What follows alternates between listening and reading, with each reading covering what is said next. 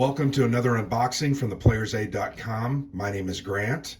Today I'm unboxing a game that was just released a couple of weeks ago from Worthington Publishing, fresh off Kickstarter, called Soviet Dawn, The Russian Civil War 1918 to 1921. This is a second edition, deluxe edition, completely updated components, a hard-mounted map board, better art, better cover. It's just a better game. I think they've taken this game, and we love the States of Siege series games. I've enjoyed many of them and love to play them anytime they either come out with new ones or they release these second editions. So this is a game have looked forward to for a while. Let's go ahead and crack it open. Worthington does a fantastic job when they do their Kickstarters on these games. They really put a lot of time and effort into them, and frankly make them fantastic. Let me go ahead and move the camera a little bit. But here you can see the rule book, and once again, totally new cover art, which looks much better. You can see the central figure of the Russian Civil War there, Lenin. Once again, the game is by Darren Leveloff as well. He is the godfather of the States of Siege series, created this series, and it has since exploded. I think it has 15 volumes. But yeah, very good game, very cool solo game.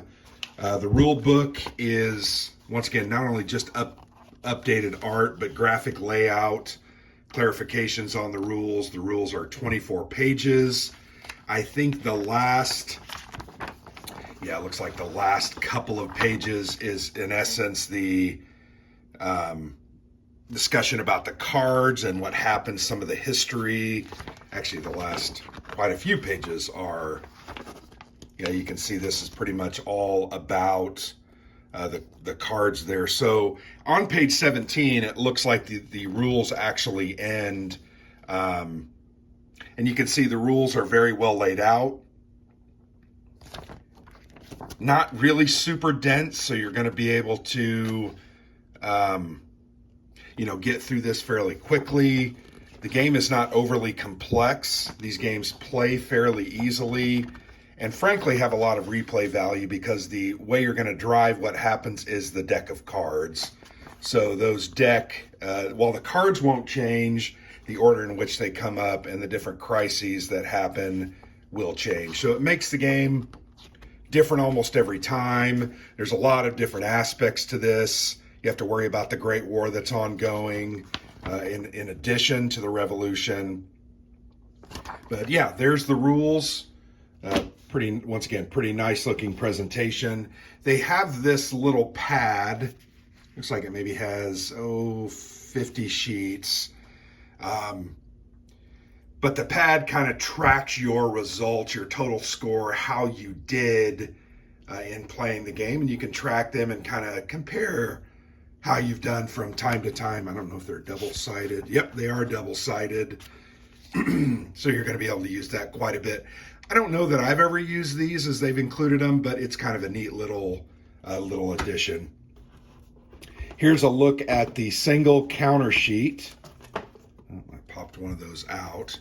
You can see they're really big, nice, beautiful counters with great colors, great art. And these here represent the different tracks. And they're going to move up and down. Wait, maybe they don't. Maybe those. Well, and then these represent different events that happen throughout the game. The game is very simple, I believe, to execute and play. But once again, doesn't mean that it's not an interesting game. It's going to be fun, and you're going to enjoy it. So just giving you a look here at these great-looking components. Really like these updated versions because they kind of pull out all the stops. Let's go ahead and move the box and the rules over so I can get to the hard-mounted map board.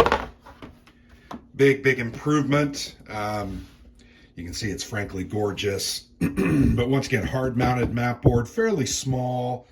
I mentioned these tracks that you're going to be defending as they converge on the central point of Moscow. You can see there's an Allied track, it's blue. There's a Finnish track, a Baltic track. There's Poland, and the southern and the eastern. So you got all these different tracks that you're going to be managing. You're going to be drawing. Let me go ahead and pull out the cards. And I didn't open these, but you're going to be drawing these cards. You can see there's a box for the draw pile and the event pile as these come out and things stick around. You kind of track what's happening. Yeah, these cards are really high quality, matte finish, very well done. Love the backs of them as well. You can see there's about, I bet there's about 50 cards here. And just different events and different things will happen as you pull them. I can't remember if the deck is seeded. You can see there's these numbers in the upper right corner. I just don't remember if the deck is seeded, meaning you're going to put all the 0 cards in first, then the 1s, the 2s, because it kind of ramps up the difficulty so that you're able to, survive enough to get things established and get going. But very great, very, very nice looking cards. And it's going to tell you which of the tracks are going to advance. So here, when you pull this card, you can see the Allies track, and then the Southern track are going to be the tracks that advance this turn. And then it'll say some different things here as well that are going to happen. So it's once again, very systematized game that works very well. I really like how it plays. But you've got a lot of different, you have the Great War status box down here. You have this political level track that's going to affect what's going to happen. As in many good solitaire games, you have all the information generally that you need to play the game printed on the map. Here in the bottom left, you can see there's a sequence of play box. Just helps you, bam, you do this first, this, and this. Just very, very helpful. And then here there's a table about the political dissent aspect of the game. When you roll some dice, it's going to tell you what the effects are. Once again, for easy reference. And then up in the top right, you've got the Red Army reorganization box. Kind of a similar thing. You're going to roll some dice when things happen, and then you're going to look for the results. So yeah, very, very, very cool game there. One of the things that I really like about Worthington's games is they've now started including these trays. This is a plastic injected tray. You can hold the different components in, counters. Here you have some standees for the different tracks as they advance. You're going to have those standing up so that you can see them better. One single red 6-sider. It's the rounded kind. I'm not a huge fan of the rounded kind. They add some baggies in. But, you're going to put your cards in that tray, and it's just going to help you keep the game organized. So that's a very quick look at the components for Soviet Dawn, the Russian Civil War. An updated deluxeified edition of the original version designed by Darren Leveloff.